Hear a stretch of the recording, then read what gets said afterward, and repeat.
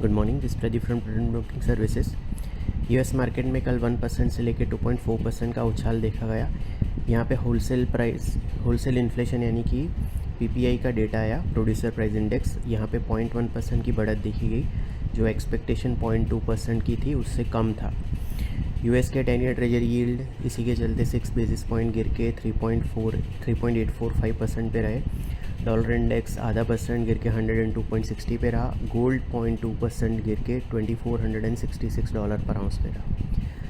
WTI crude futures 2.1% गिर के 78.35 पे। ब्रेंट फ्यूचर्स 2% गिर के $80.69 पर बैरल पे रहे। यहाँ पे ग्लोबल ग्रोथ के कंसर्न रहे।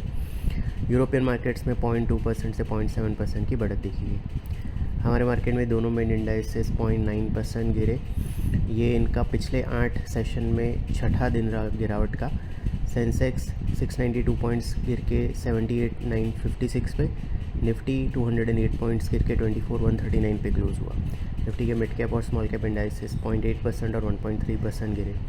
निफ्टी का financial services index top loser रहा सेक्टरल इंडाइसेस में 1.7% की कट के साथ।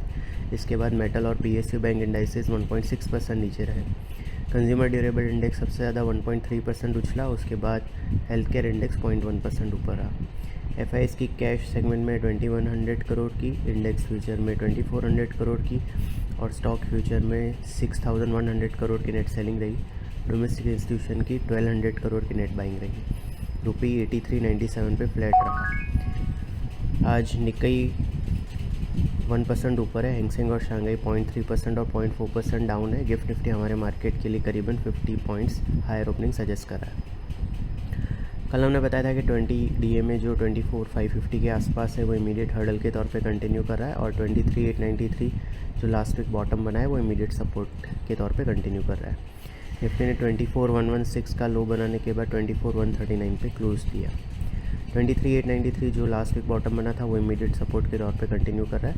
20 डीए में जो 24,500 के आसपास है अभी वो इमीडिएट हर्डल के तौर पे कंटिन्यू कर रहा है, जिसके क्रॉस होने पे ही व्यू पॉजिटिव होगा। सिक्योरिटीज़ मार्केट में इन्वेस्टमेंट बाजार जोखिम के अधीन है। डिटेल डिस्क्लेमर के लिए www.prudentbroking.com/disclaimer.aspex को विजिट करें। Thank you.